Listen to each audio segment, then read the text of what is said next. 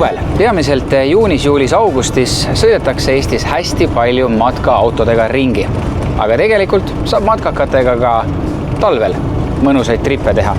Selge see, et kõik on natukene ekstreemsem kui suvekuudel, aga mine sa tea, võib-olla siit just siis see seiklus pihta hakkabki. Suvi, kevad, sügis on kõik ilusad, aga ka talv, et talvel, kus on -10, 20, 30 oleme isegi käinud, teinud sõpradega jääauku. Et see on see koht, kus sa saad seda nautida, et tuled väljas sooja tuppa ja ennem seda kogu protsess, et matka paned sauna üles, raiud jää sisse augu. Et need on elamused, mida suvel, kevadel, sügisel ei saa. Ja tõepoolest see auto peab sooja. See sõltub küll autodest, aga et kõik autod jah, ei ole külmakindlad, et nüüd talvel tuleb seda vaadata, et jaa, saab ka ilma, selles mõttes, kui sa ei taha dussi all käia, siis lihtsalt ei lase vett veepaaki. Et mina olen ka käinud nende lihtsate autodega, et tuleb panna soe pesu selga magamise ajaks ja on okei. Aga et kui on nüüd juba need aastaringsed autod, mida siin reklaamitakse ja tuleb enne ostu vaadata, et sul vesi ära ei külmuks ja nii puhas vesi kui ka allvesi, mille sa välja lased, et kui see alliveepaak ei ole soojendatav, siis sinna lased kogu aeg juurde, aga see läheb jäässe ja lõpuks tuleb sul kraanikaussi ja saab täis, et ta ei lähe ära. Et need on nagu olulised vaadata. Aga tegelikult ei ole vahet, milline matkaauto, sellega saab. Inimesed käivad ju telkide ja magamiskottidega ka talvel, eks, et see matkaauto lihtsalt on boonus, et sa tuled tuppa, sul on kus olla ja võtad kapist asjad. Kui te olete suvel matkaautoga seiklemas käinud, siis kindlasti proovige järgi ka talvine puhkus, sest suvel, nagu targemad mehed ütlevad, võib ju suvalise kilekoti all ka ööbida. Aga talvel on mõnus minna. Tuled suusatamast, matkamast ja lähed sooja autosse puhkama. Ja nagu ikka, võid sa valida ise täpselt sellise vaate aknast, nagu ise tahad. Ja naabritega on ka veidikene lihtsam. Ei pea muretsema, et kõrval hotellitoas näiteks öösel kella 3 mingi äge pidu käib. Anna mõni hea näpunäide esmakordsele talvisele matkamasina kasutajale. Korralikud rehvid. Et matkaauto on raske, et kui see libisema läheb, et siis ta läheb.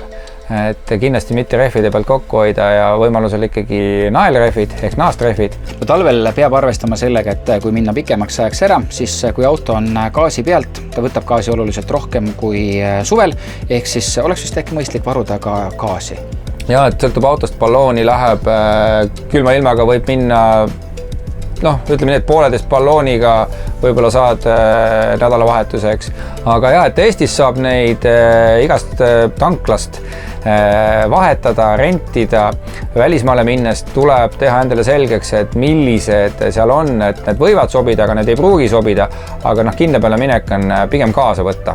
Labidad asjad kaasa, soojad riided kaasa, lihtsalt spontaanselt minna kuhugi ja soovitan mingi RMK, kus on tavaliselt puud olemas, aga igaks juhuks võtta kaasa ja saabki selle naudingu, et poest grillvorsti ja see esimene emotsioon juba tekib sealt, et see on nii äge. Selle matkaautodega, ütleme nii, et võib kõike juhtuda. Nagu meil siin praegult õues on -13 kraadi külma ja pisut läks ka autos jahedaks. Appi tuli võtta väike puur ja mured on murtud. Umbes 22 kraadi peaks sees olema.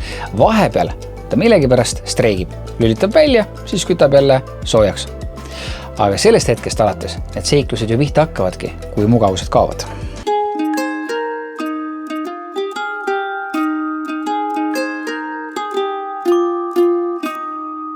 Kuidas sa tuidusid? Hästi. Oli hea uni? Jah. Kas sulle meeldis matkaautos magada? Jah. Miks sulle meeldis matkaautos magada? Aga mulle suur luud on seal telefonast. See oli mõnus laiutada, jah? Jaa.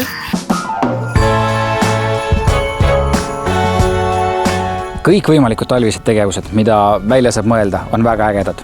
Matkamine, suusatamine, lumelauatamine, uisutamine ja nii edasi ja nii edasi. See kõik on ülikihvt. Aga mis saaks ühe mõnusa talvise seikluse selliseks lõpuakordiks veel parem olla, kui mitte sauna. Õnneks on matkaautol siin taga nii palju ruumi, et meie võtsime oma seiklusele igal juhul telksaunad.ee-st kaasa ühe korraliku sauna. Paneme selle püsti ja lähme viskame ühe mõnusat talvise leili.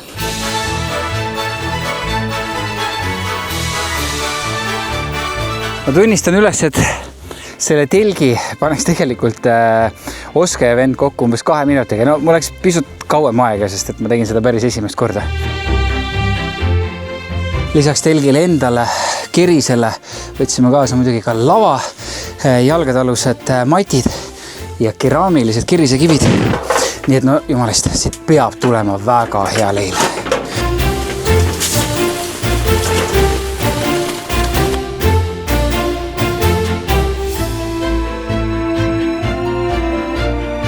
Umbes 15 minutit ja siin toas on juba päris korralik leitsak, saab mõnusalt ka leili visata. Õues, no ma arvan, et kuskil selline -13 kuni -15 kraadi. Seega päris korraliku telksauna otsa oleme sattunud. Hoiab ilusasti sooja, päris hubane. Ma arvan, et 4 saab siin täitsa vabalt leili visata. Aga siit on ka, ma arvan, paslik seda matkaautode lugu lõpetada, sest et siin kuumas saunas ju põhimõtteliselt lõpeb ka tänane päev. Vahetult enne autosse magama minekut. Võtke endale, kas ostke või rentige endale telksaun, samamoodi matkaauto, karavan, mis iganes. Ühesõnaga, minge, seigelge ja nautige meie Eestimaa talve. Uskuge mind, sõbrad, see on seda väärt.